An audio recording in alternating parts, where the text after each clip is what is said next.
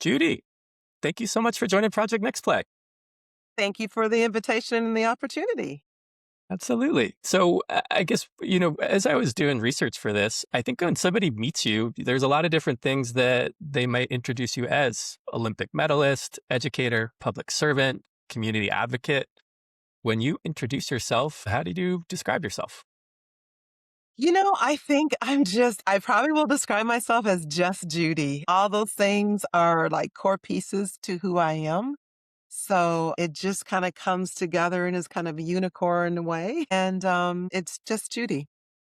Awesome. When you start to look across your life from Milwaukee to the Olympics to city council, what sort of through line connects all those different chapters for you?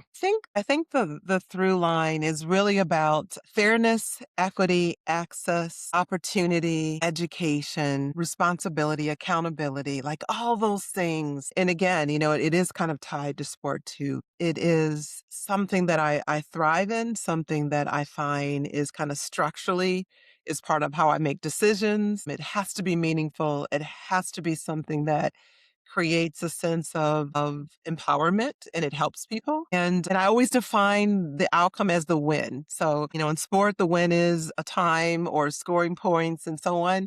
But my new win is people win, Yeah. communities win, process wins, and so on. So I've been able to kind of pivot that. Yeah. I saw that you talk about using your life to help others clear hurdles. Yeah. And that kind of ties into that. Is there a moment where that really became real for you? I don't know if there was like any clear moment as it just became more of I think I just became self-aware of the things that I was choosing had to have those components. So if it's not fulfilling, if I don't think I'm making a difference, if I don't think I'm using my gifts and leveraging my skill sets for the greater good, then it's not something I'm going to continue doing very long. Yeah. Yeah. Well, I guess you've often said that you're drawn to people who might be overlooked. And it seems like that's something that has been constant throughout your life. Where do you think that instinct comes from? I think the instinct comes from my truth. I think if you look at my humble beginnings, we would be what you would consider poor. And, we were blessed to have a mother and father in the house, but, we're a working family. We didn't have much, but we had everything we needed. It's interesting as I started going through schools and I started, reading about certain populations that were disenfranchised and disadvantaged, whatever. And I'm like, what are you, that's me. Like, I Yeah. realized that who they were talking about was me. And I was like, well, how are you framing whole large individual communities based? And, so much of a struggle is asset based. And there's nothing like someone that that's scrappy and resilient and has had to overcome different barriers and challenges and has been not resourced and not privileged. I mean, that's a person that for me that's who I want on my team. That's who I want to collaborate with. That's who I want to partner with.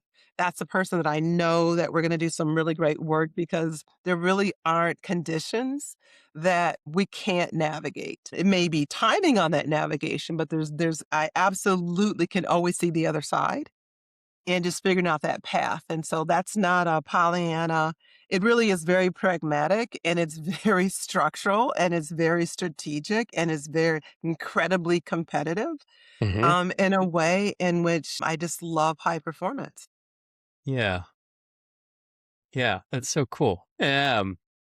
Before track, I know you also loved volleyball and basketball. What did sports mean to you at a young age? So it was really interesting because, I grew up in my earliest childhood in the 60s and then my kind of preteen teenage years in the 70s. And this was pre-Title IX. And so I was raised at a time where there was like, very strong societal expectations of women.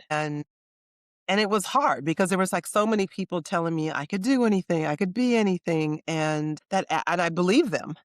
And then I started seeing these structures where I needed to be more ladylike and I needed to not play sports and I needed to not hang upside down on the monkey bars and I needed to lower my voice because I was loud and I needed to I needed to know my place. And I was like, how could I have like two incredibly just of me, of people that I loved and people that I respected, and these were mentors and role models of me.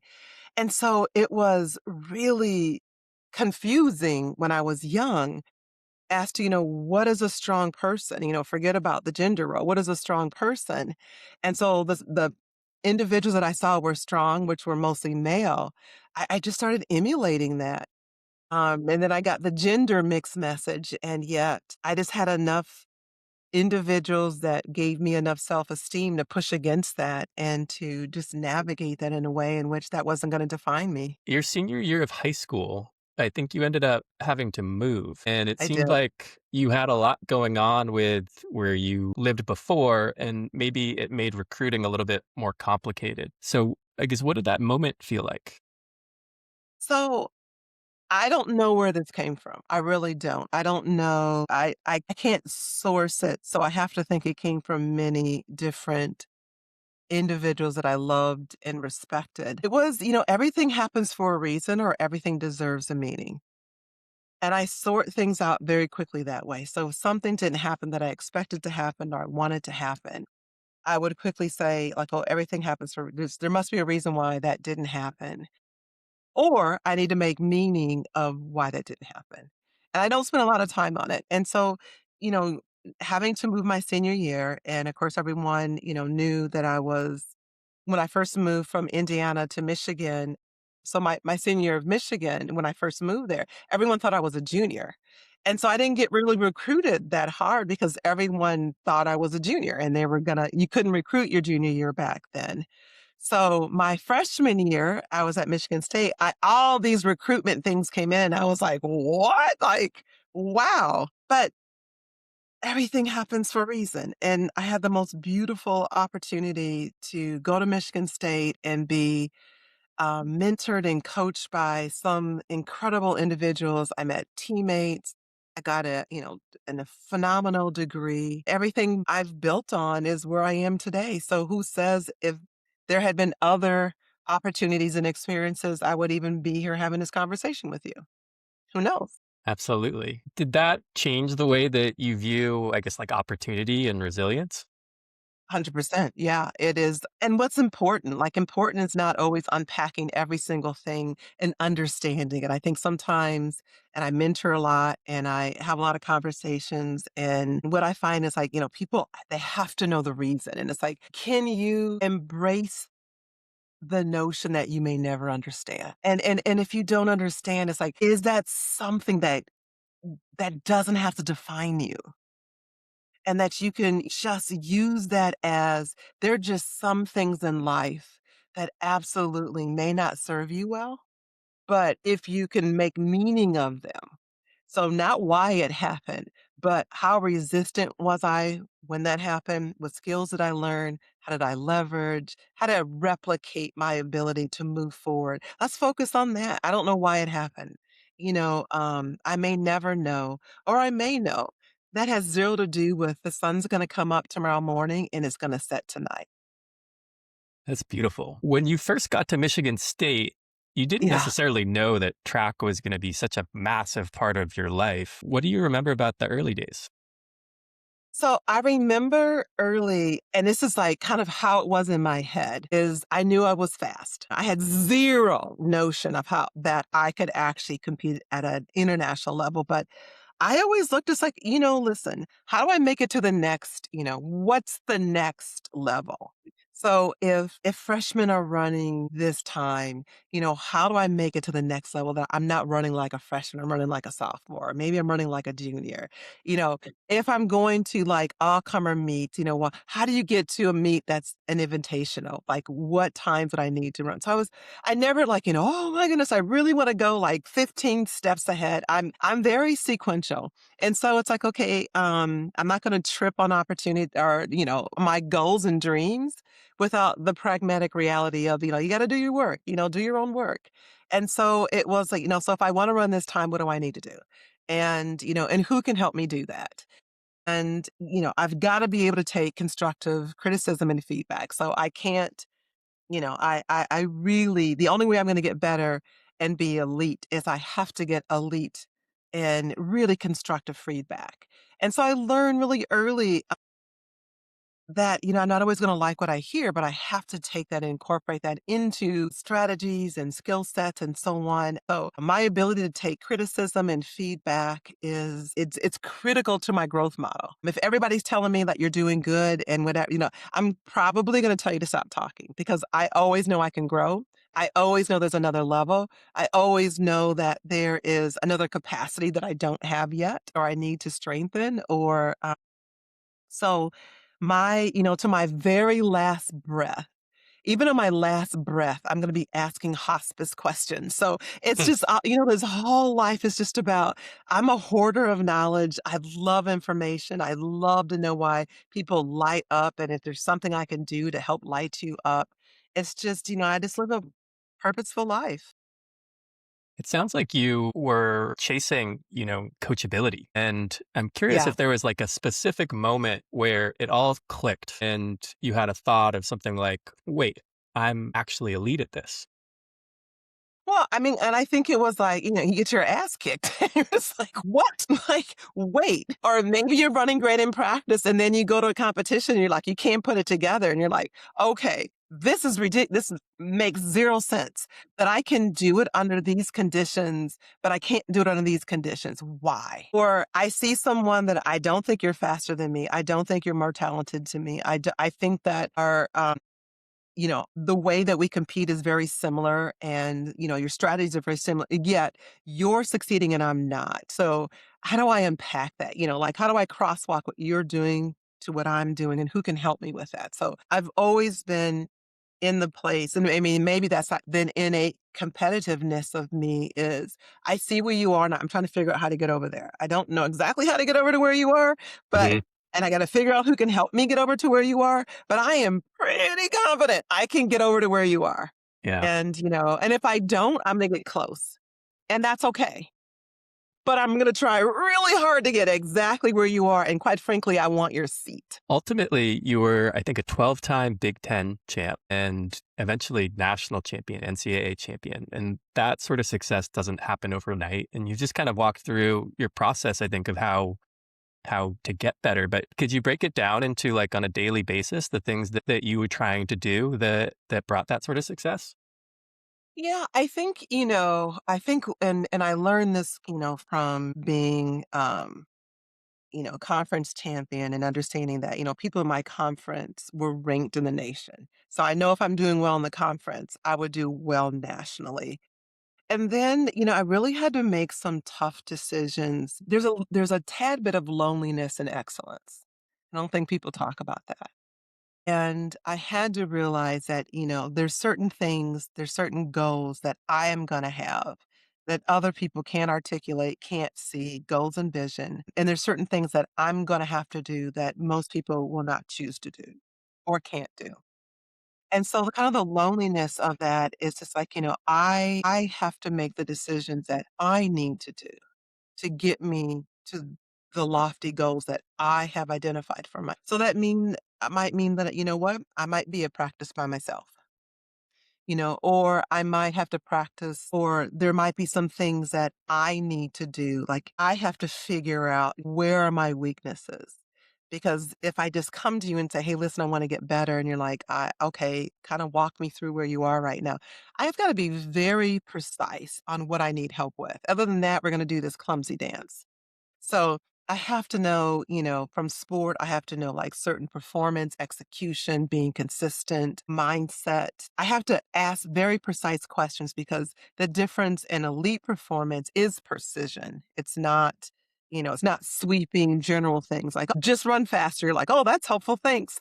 I'm trying. It is, yeah, it's like it's very precise because it's the difference between, you surf and there's an intuitiveness of when to catch the wave, and it's a very small window. If you don't have the muscle memory, if you don't have all the cues that it's now, and actually by the time I finish saying now, if you haven't done it, you lost it. You're gonna get wiped out, you're gonna miss it, whatever, whatever. And so, it is an incredible precise skill set that you need. And people that do it well, they're not a lot. So you can't ask everybody. So you have to be able to ask these very precise, what do I need? And the only way I need that is I have to be self aware and be able to share my shortcomings and take the critical feedback on things that may hurt my feelings or may like I thought I was doing a good job. And it's like, if your goal is here, you were, but you said your goal was here. So I'm going to give you high level feedback. If you want something that is good enough, I can give you good enough feedback. You are good enough right now. You're doing good enough right now. Listen, be consistent. I can like talk you up on good enough. But if you say you want to do these elite things, if you say you want to accomplish these incredible goals, then I'm going to give you a different level of feedback and you need to be ready for it. So you're the 10th interview for Project Next Play. One of, or I guess, Project Next Play, one of the ideas is transitions and kind of moving on beyond sports and how that goes. And one of the things that everybody talks about is missing their team and team culture. And so when you were at Michigan State, I guess I think of track as being a little bit unique in that you don't necessarily need your teammates to help you win a 400-meter hurdle race. But Yeah. what was the team culture like at that time? Yeah. So, coming out of team sports and volleyball and basketball, it's like a collective action. And so much, it's so important for the chemistry and dynamics for the win. I mean, every once in a while, yeah, you have somebody that can just score the points and you can win. That's unique. You usually have to do it as a collective action, particularly when you're playing against another really great team. So going to track, we had both individual and team scoring. So yeah, I could win 4 events, but our team could still lose. And my responsibility is for the team or as many as a team as possible can qualify for some of these invitationals and then go into conference and so on. So there's an individual and collective responsibility that you have. Some of it is around making sure people have what they need, and some of it is like modeling it. So if you know, I can't model high performance if I'm not out there doing my workout. I can't, if I'm not hitting my times, if I'm not warmed up when practice starts, if I come late, if I'm, not taking care of my body and things like that, then I'm not modeling high performance. So one of the things, and it's interesting, I didn't really know it at the time, but like later, a lot of my teammates would say, we saw you successful and we saw what you were doing and we started emulating that. But I would also like if you're sitting there too long, you're like, hey, Cole, let's go. We gotta go. And you gotta hit your time. What's going on? If you need to stretch, you need to come earlier and stretch so you're warm. I mean, so it is it's that it while I was in an individual team, I brought the volleyball basketball team captain, Hmm. making sure that everyone had what they needed. And it didn't matter. It didn't matter if, like, you could win the national championship or, you know what, you were going to score 2 points. It didn't really matter. Everybody on that team is important. And you need a PR. So it's your personal best. Like, how do you get your personal best? Because that for you, that's why you come out every day. You don't come out to practice every day just to be social because there's a whole lot of other things you could be doing that would not be this hard.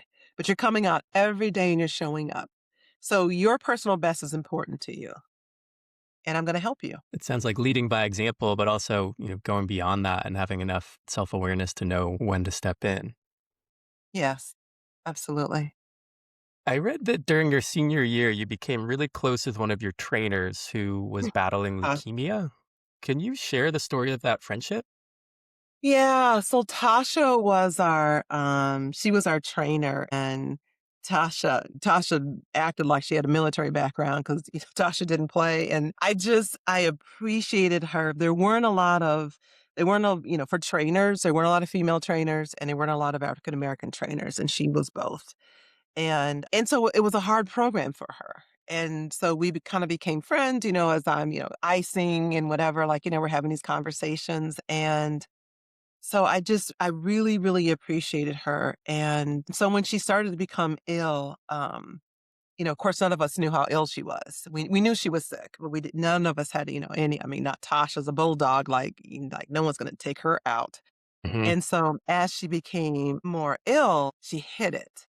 but you could see, she was tired all the time. She was, had kind of that ashen look about. She just didn't look healthy. And, so we're coming to the end of the season. It's like, oh, good, you'll have all summer to like really rest and recover. And, and then like, right, it was like the week, it was within like 10 days. No, it was like the week of national championship, she died.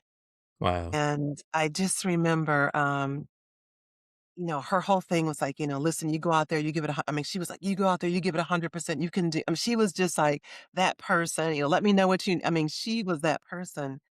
And then to think, as she's filling up all of us, she's depleted. And so for my race, I was like, listen, Tasha, while you're not, physically here to see this, you're definitely here spiritually. And I don't know, I don't know what it's going to take. I mean, I'm sure if you were here, you would just be, telling me, girl, suck it up and win. Mhm. I'm going to win for you. No reason to think I was going to win. I had zero reason to think I was going to win. But if there was a way in any way, shape, or form I could do it, I was going to do it for her. And I did. So it was like my, gift to her, my last gift to her. Yeah. And you had started dedicating races to her as she stopped traveling with the team and her cancer Correct. progressed, right? Yes. Yeah. Because she was just like, I mean, like Tasha was like every meet she was there and she was like, somebody would fall up, get out. She was just like, what do you need? Did you eat? Hey, I noticed you have 4 more races, whatever. Here's a banana. Get your potassium up, whatever, go drink, walk it out. I mean, so she was just, she was really an a credible woman. And she was like many back in the '70s that were the first, so, when you're the first, that's a lot of pressure. It's a lot of it, like anything when you walk through a path and you look through a path in the wood or through the grass and it's all worn down, but the first person had it rough. That Mhm. first person that walked through had it rough. And so that was her. She, it wasn't easy for her. And yet she did it with a smile. She did it with her bulldogged tenacity and so on, and she modeled for me. She's probably the first person to model death for me in a Hmm. way in which I've never really had a fear of death, but I certainly know as it comes time for death, and other people have modeled it since that for me, but there's definitely an incredible strength and dignity I know I will have end of life because of individuals like What were you thinking about when you crossed the finish line as a national champion? I think probably the first thing was, "Tasha, we did it." That was my first thought, with "Tasha, we did it." Yeah. And did that experience your senior year change the way that you thought about competition and success, maybe purpose?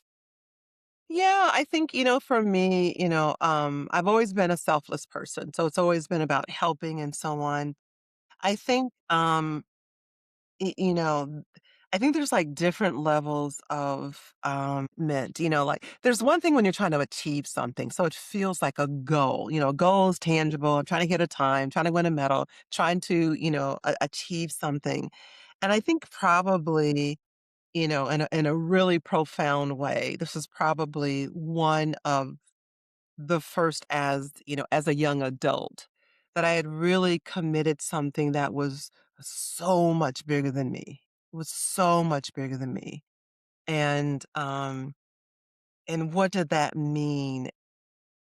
Of course, c my life has continued within the healthcare perspective, fairness, equity, access, making sure that for disparities and getting tested earlier. One of the things is that, maybe had she been tested, that this would have been caught at stage 1. So understanding preventative medicine and all the systems that need to be in place so we don't lose incredible women like her and people like her. It is definitely woven into, if you look at, my trajectory, it's some things that I'm deeply passionate about is wellness, access to healthcare, preventative medicine, lifelong relationships with the medical community when there's been so much, historical mistrust and so on that so I think it still defines me. The 1984 Olympics were unique in that they were in the United States, but they were also historic in that wasn't it the first time women competed at the 400-meter hurdles? Yeah, wasn't that some messed up stuff? Yeah, so the Crazy. reason it was the first time for 400-meter hurdles is that they thought the race was too difficult for women. So this was like the first time it was in the Olympics, which quite frankly is offensive in itself. But it was also the first year of the women running the marathon because they thought the marathon was too difficult, even though they had women running the marathon on road races. But so it was the first for the women's 400-meter hurdles, and it was the first for the women's marathon. What do you remember about arriving at Olympic Village? So, oh my God, I was like so nervous. And so I was training in Eugene, Oregon, and I was running for Nike. And so my coach, I ran the second week of the Olympics. And so my coach was like, don't go down the first week. There's too many things to distract you. There's like, and you're going to go to other people's events and whatever. So you're going to get, so stay focused. So like the first week, I didn't watch the Olympics at all. I didn't want to because, it would set me off, so I was like, just do what you need to do, whatever, just stay what you need, focus on what you need to do. And so then when I arrived in the village, of course, now we're like in the middle of the Olympics. So there's already a buzz and a serious vibe. So swimming had finished and gymnastics had finished. And so like there was like, and they had done extraordinarily well. And basketball had started, boxing. So it was an incredible vibe. And, it was like the first time that it was shown on US television real time. So before, it was shown previously recorded. So this is the time that this is the first time they had TV timeouts and things like that. So it was like, it was a lot of pressure when you had like, it's okay to run somewhere and it's like 3 a.m. and you're like, oh, by the way, don't watch the race because I didn't do well or watch it because I did. It's another when it's like everybody's watching it real time, like, oh my God. So it was great. Yeah, it was really great. You've said that growing up, you didn't really like realize the magnitude of what the Olympics is. Is there a moment when it all hit you? Yeah, when I crossed the line making the team, right? I was like, I'm Olympian. Like, I actually just won the Olympic trials. Like, that is crazy to me. And I think, one thing that I don't know why, but I'm really good at being in the moment and like really decompartmentalizing things and like really being in them. Like, what does this moment need? And I think for me, it's like, oh my goodness, I couldn't make the team. It's like, yeah, you could, but you're not going to make the team if you don't execute the race that you've been practicing on. So, girl, focus, do, execute, the phases of the race, do what you need to do. And if you can put it together with as few mistakes as possible, then you'll have that outcome. So that's what you need to focus on. So that's when I knew I was going to be an Olympian when I won the Olympic trials. Can you walk us through the race day of for the Olympics? Like what was running at the Olympics like? So, listen, when you see Olympians that are in multiple events, I mean, they're just machines. Like they're just, it is really, it's like a culmination of like everything you've worked for. And it doesn't, there's a lot of other, large competitions like World Cup, World Championships, and other large whatever. But there's something about the Olympics that is just, if you're an Olympian, like, oh, I'm a world champion, you're like, oh, that's cool. Oh, I won World Cup. Huh, that's nice. Oh, I won the Goodwill Games or, oh, Pan American Games. Like, oh, that's cool. But an Olympian, and there's just something, from the ancient Olympics to the modern Olympics, there's just something about the Olympic values that is like so incredibly pure. And it's pure athleticism. And, back in the ancient Olympics, we had countries at war that would lay down their weapons to compete, to show, who had the fittest, citizens within their community. And so there's just something pure about that. And there's even like, during the time when, people at war would come together under this kind of cultural diplomacy in sports for social change, there's still a handshake. So there's still a, following the rules, not like, if I don't like it, then you know what, I'm going to switch over and take you out. It's like, no, I'm following the rules of the sport. I'm back in those days, women's didn't compete. So it was like, you were a gentleman, like you did the sport. And then at the end of it, you won or you didn't, and so that has prevailed through the Olympics and the Olympic values and so on. So there is something incredible about being tied to that. And there's very few things in this world that have that level of purity and respect as the Olympics. And so being tied to that, just being an Olympian is incredible community and most people that have been in the Olympics, and people have, their challenges. There's something different about them. There's just something different about them. And so it is, between doing the Olympic oath, like I mean, probably closest is military, but it has a different outcome. It's Hmm. just, there's like this oath, to truth and friendship and good sportsmanship Hmm. and coming together on this global platform that you have, raised your hand and taken this Olympic, Paralympic oath that just separates you. Like no one else can take that oath but you. And you're different for it. And you won a silver medal. I Incredible. did. Yeah. Athletes have a complicated relationship with second place. And so how did you process that moment? You achieved this incredible, in my eyes, victory, but also, it's silver. Yeah, so birthdays helped. It got better. But listen, it's really funny because after I finished the race, they pull over the top 3 and you're standing to the side because after the next race, then is your award ceremony. So the top 3 are over to the side. We're waiting for the next race, and then you go to you have your medal ceremony. So there's the media. So one of the guys from the media, he walks up to me and he goes, "Hey, Judy, I have a question to ask you." And I'm like, "Okay, sure." Because I had like the worst race I put together, but I, salvaged the silver. And he goes, "Hey, do you feel like you let America down because you got the silver and you were picked to win the gold?" And I was like, "Oh, wait, is, is that how people see what happened here?" And I was like, "Oh my God, what?" Literally, it stole the moment. And it took a while, because it's like, like most people that get silver, it's like, listen, you lost, you lost the gold and you won the bronze. But silver is like very, you have to be a little bit. You had a couple of birthdays to say I won the silver. So, sometimes I would even say I'm an Olympic medalist. And so it took Hmm. it took some maturity and it took some time, listen, run that race again and it'd been totally different. Yeah, so it's like and that's you got the world's best athletes. And unless you're just really outstanding, you know, it's at that moment that those results happen because Hmm.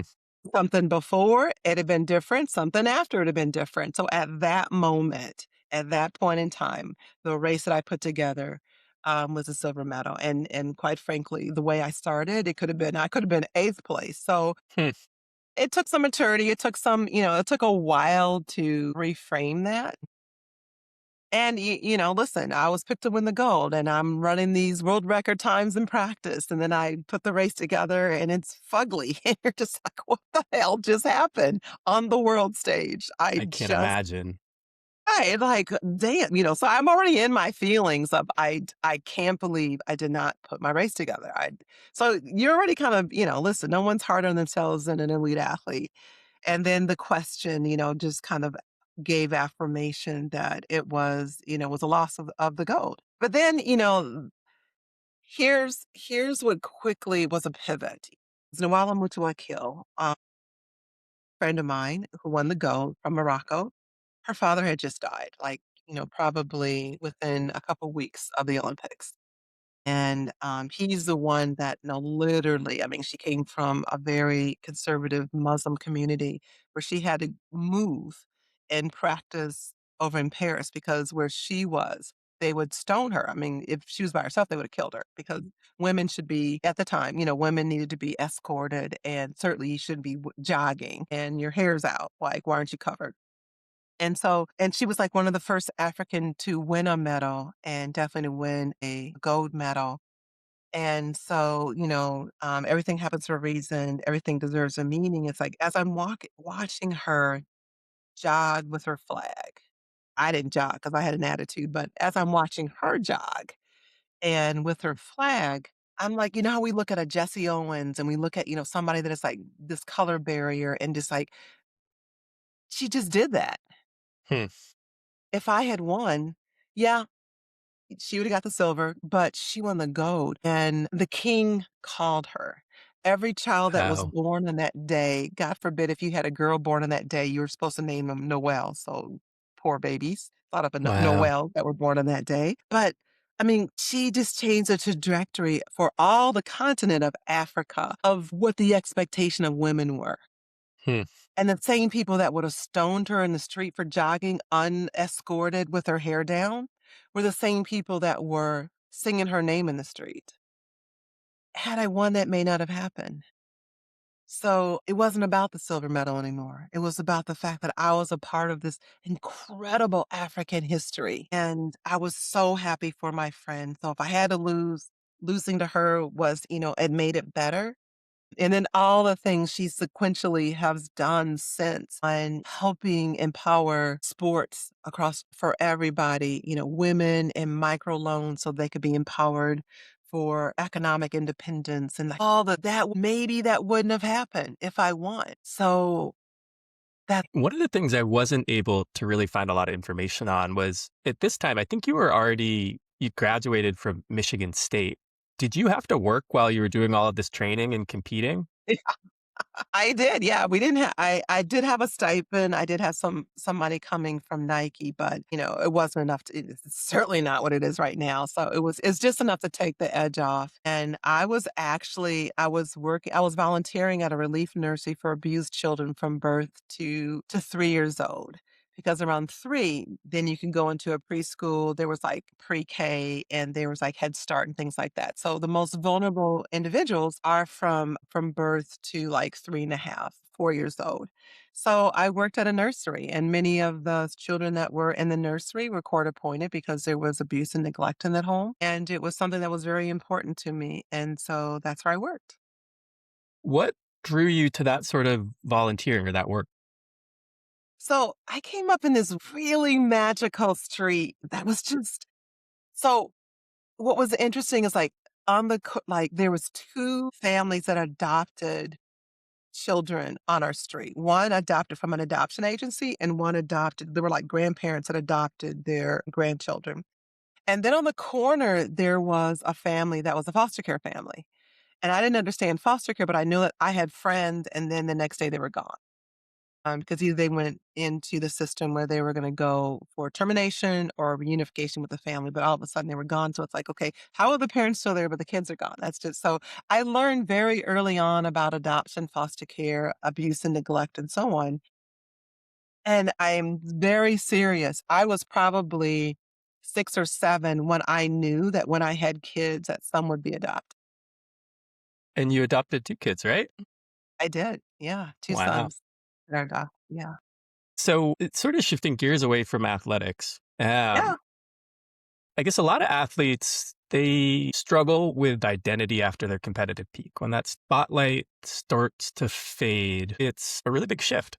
And so I was curious, did you ever start to question, like, who am I? So I always had a parallel. I always did things parallel. So I'm always multitasking. So there's always like things that are very important to me that I'm doing simultaneously. So the same time I was running, it was the same time I had foster kids and I was adopting, and it's the same time that I was, working.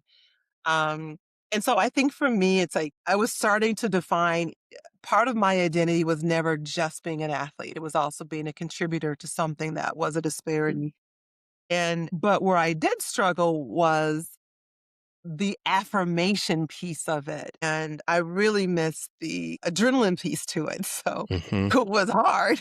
It's like when I went from sport to to work, there was a different reward system that the dynamics, like I was used to people that were teammates. So like if somebody's been ever in sport, all you got to do is like if we're trying to work on something, then I can look at you, you look at me, and we're like, okay, so what do we need to do? Like, okay, so how it's just this team dynamic of we're gonna triage. You're gonna take this. You're gonna take this. I'm gonna take this.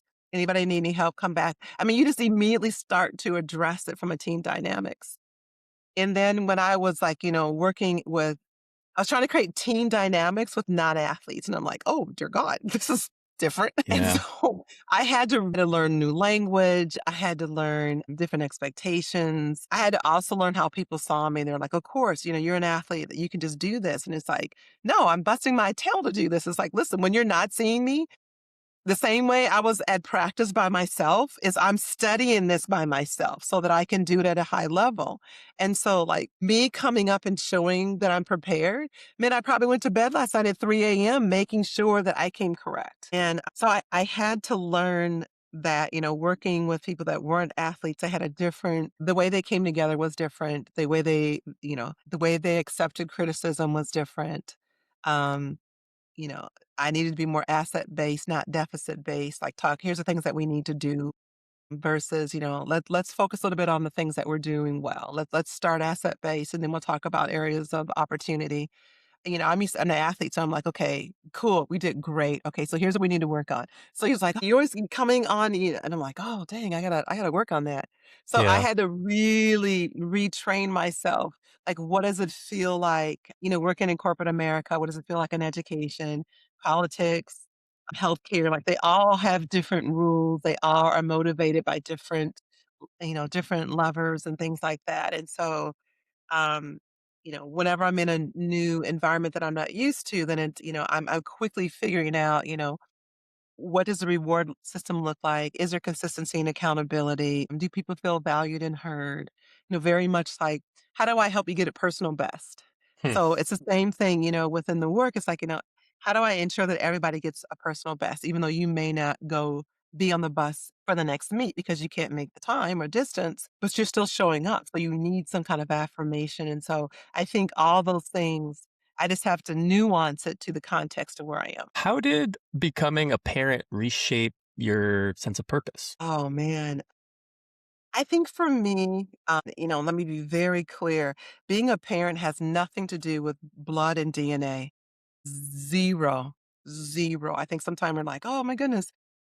No, it has zero to do with being a parent.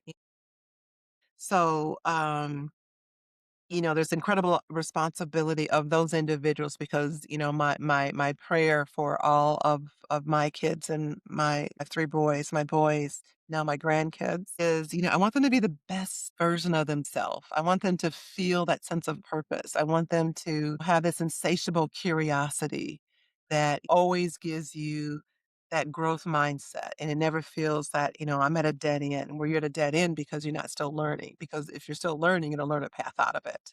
And so you never, you know, there's not another side. There's always another side. And so I think for me, it's like, how do I instill that into my boys so that number one, that it is a part of who they are, but also that they can then, like a train the trainers, like they have the ability to pour that into other people and help them bring out the best. So that's like the multiplier is on my very last breath for my kids, my grandkids, and everyone that I've mentored, or that there's like this incredible army of individuals that get it Hmm. and are positive multipliers in whatever respect of that they're in, because they're doing it well, and they're doing it authentically, and they're doing it with the intentions of making things better. Like make it, I don't care what it is you do, just make it better. Is there a better version of it? Is there a more fair version of it? Does everybody see themselves in the part of what you're doing? Take a pause and see who's shutting down right now, or who's not at the table. How do you get that voice, either the person or their voice or their perspective to the table? Like pause. After athletics, I think you returned to Michigan State as a coach. And I was curious, like, what was it like being on the other side of that relationship? Now you're guiding athletes instead of being one. Yeah, that was really hard. It's like, because and athletes are even different now, but they were different then, so there was like I'm like, "Oh, wow, this is, like, really different than the team that I was on." But I just it was the same thing. It's like, I really wanted, how was I leveraging this athletic experience into life skills? Of, being coachable, being resilient, setting lofty goals for yourself. And that's okay if you don't make them. But, what are the sub goals that can get you to, really being in a leadership position or someone who's making inspirational impact? And this isn't just about running. This isn't just about jumping or throwing. You're navigating, if you can take it within this athletic context and then you take it into the classroom. What does it mean in your relationship? What does it mean? How would you use this in the profession that you think you want to go to? I see in practice that you don't like when people aren't being treated fair, and you want to go into law. So it's like, how do you become that bulldog lawyer?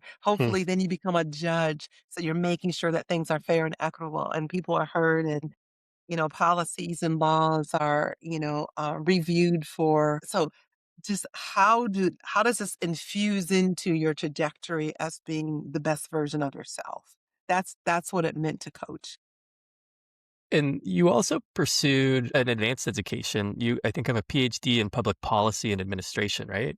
And so I guess I could sort of see it based on how you've described, the continued line of your life. But what inspired that shift into scholarship and systems change? I think for me, so my education that came from my mainly my mother and my father, but it really came hard from my mother. I mean, there were times, where, I'm living out her dreams. Like, she would love to have gotten a PhD, and because of us, she couldn't. And because of cost, she couldn't. And, literally, I'm the dream of my ancestors. I'm three generations from enslaved. So Wow. 3 my great-grandparents were enslaved, and did not have literacy and freedoms and rights, and I'm sure, my ancestors are noisy, and I'm sure that this is the dream that they would have aspired to had they had the same opportunities that I do. And so some of it was just like this incredible responsibility to show that it could be done. And again, like when I saw people, at a distance and something that I wanted to, I had to figure out how to get there. And sometimes you have to be that person. So while my mother went and got her college degree, my father got his college degree, I'm second generation, but a large part of my family was first generation. So they needed to see other examples of other people that were getting their degree and getting some level of education. And I'm by no means a 4-year college education snob. It's like, listen, you need legitimacy. So certification, licensing, stacking badges, you don't have to have a PhD, you don't have to have a master's, you don't even have to have a bachelor's, but what you do have to have is formal education that gives you the street cred to be in the room, respected as a contributor. And so those things are important. And the only way I can talk about it all I want to, but the way that I have to do it is I have to model. And there's certain rooms that I couldn't get in unless I had certain credentials. And so I got those credentials so I could be in the room to make the difference. I know we're coming up on our scheduled time. Do you have an extra like 15 or 20 minutes? I have like maybe I have like 10 and then I have to walk to another meeting that's across campus.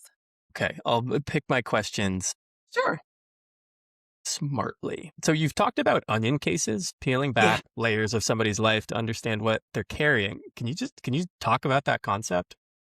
Yeah, I love the part about there's a complexity to everyone. And usually we see somebody within the confines of how we interact. So I may see you as a colleague, I may see you as a friend, I may see you as your issue. But there's a complexity as to how you think, what your truth, what your experience, what you've been taught, things that you're intellectually grappling with, things that are in your personal backpack that you can't let go. And all those things feed into why you are who you are and why you did what you did and why you want to go where you're going. I think it's really I don't think we always have the patience to really kind of unpack some of that, peel back some of that onion, or as much as that person feels comfortable. to really understand. It's like, like I've worked with white supremacists, and in a way in which we had mutual respect. And respect doesn't mean agreement. I can respect you as a person. I respect the fact that you have a position. I don't like it, and I don't think it's right, and I don't think it's fair. But I can certainly respect the fact that if you are raised with a steady diet of hate and mistrust and anger, and where people have been dehumanized, absolutely, you're going to emulate that. So when I've had conversations with white supremacists as an African American woman, you can imagine that was interesting. Hmm. I came I had the conversation authentically. Like, help me understand why, a little bit of why you think the way you think. And where did that come from? And, where have you had examples of that? And where you have examples where your narrative doesn't make sense. And what's been really interesting is like in those conversations at the end, they've been productive. I didn't change their mind. They didn't change my mind. But the fact that we were able to have this civil and productive conversation, many times the other individual would say, "You know what? I like you because I see you, like you're different." And I'm like, "Well, what if I'm not? What if I'm not different?" So what if you had more conversations like that and you realized it wasn't so much that you didn't like people's color of their skin, you really didn't like people's behavior or you didn't like, certain things. And so, to collapse it to a full population, in actuality, you just don't like this. And that's happening across all races or all genders or all, citizenship, comma, comma, comma. And so I think that's what I mean with the onion. It's like, I have this insatiable curiosity. It's like, tell me a little bit more about like, tell me why you think that, or where did you hear that, and where have you seen that? And where have you not seen that narrative or you've seen examples where that wasn't true? And how did you reconcile with that when you had this really preconceived idea and then you're observing where it's not like, oh, I don't, wow, that doesn't even play to my narrative. What did you do with that? Did you just throw it out? Or does it still sit in the back of your mind that, there are some people that are in a population that I didn't think I wanted to have anything to do with that. Maybe I do. You Mhm. eventually entered politics. You served on Lansing City Council. I know you ran for mayor. I think a lot of people see politics as being sort of combative. And from our conversation and from what I've read, I think you always frame leadership through service. And so I was curious, like, how did your background shape the way that you approached public office? It was interesting, yeah, because I was in Michigan, and so I was working at Michigan State, and so it was funny because when I was at Michigan State and I was at the university, it's like, "Oh my goodness, the community doesn't like our students and blah, blah, blah, blah, blah," and it's like, "Oh, wow, you really vilified the community."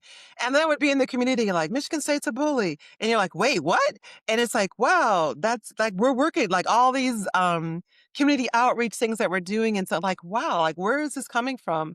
And then I was like, I'm going all over the world and I'm on all these different boards that are national boards and international boards and I'm doing everything for everyone but my community. That's not right. So I need to take my time and talent and do something positive for my community and my neighbors. And one thing I think I'd like to do is broker how the community sees the university and how the university sees the community. And are there opportunities to find some examples of doing some really great stuff? And so that's really good. And my husband was in politics and we had friends that were in politics. So I knocked on doors for other people. Knocked on doors for him, seeing their campaigns, whatever. I'm like, oh, good thing it's not me. And then it was me. So and I've always kind of done like sports has politics, corporate has politics, education has politics, healthcare has like everything has politics, but politics has different politics. And so it became really what I found was like really interesting in politics is there's usually a lever that somebody needs. So like a lot of decisions are made because of quid pro quo. You do this, I'll do this. You need that, I need that. If you do this, I'll do that. And so it was really interesting when I got into politics I would be talking to people and it's like, okay, so what do you need? It's like, I need good public policy. I need this to be a win. I need us to, this project needs to go forward, whatever. And it's like, yeah, I get that, but what do you need? What do you need? And I was like, I need good public policy. I need this project to go. I mean, this is something that the community needs. And then I realized that, wow, there's not a lot of people in politics that really come in with the lens that I had. Hmm. And so, like, I didn't need it for name recognition. I already had that. I didn't need it. I had a job. So I didn't need it for a job. I didn't, my family did need a job. So you didn't like, oh, hire your nephew. Yeah. No, my nephew has a job. So there were very, and so it was interesting in our conversations. Like people would say, it's like, I don't know how to read you. Hmm. And I would say, "Well, you never will, because what you're trying to read is a weakness in me." And first of all, as an athlete, you're never gonna see that. And then second of all, which how you're used to negotiating and how you're used to coming to some, resolution is like, what are you putting on the table? And so you don't know what to put on the table with me. And so I'm I'm throwing you off.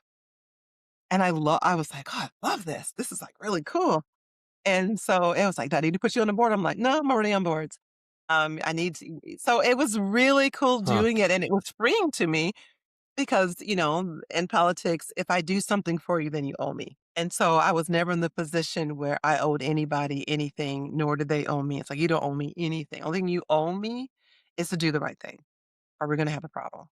And so it was enjoyable. And then, like, a lot of people were like, "Oh, you should look like, Congress, Senate, and things like that," and I was like, you know, y it's part of what I like, but there's some other, like, if I do that, then I'm gonna give up some other things I've worked very hard to define who I am, and I'm just not ready to give that up. So, can't continue, but I certainly work with politicians. I work with policy still, Hmm. a lot of things, I support, municipalities and state level, work with the Trump administration with National Fitness Foundation. So I Hmm. still work very closely with politicians. And I like the side that I'm on, which is this side, not that side. Yeah, it sounds less complicated. And very less complicated. Yes. So I guess when you look back, and I think this is going to be my last question. I know you have to go. When you look back now, there's a lot of different versions of yourself. You're athlete, volunteer, scholar, politician, what you do with diversity, equity, inclusion. Do those feel like different people, or are those all part of that same story? All the same story. Yeah. It's a well-lived life. It's a life that, of no regrets, and there's different parts of my life, like, each of those pieces are bigger and smaller in my life at any given time. And so whilst my job is not sports, my committee work is sports.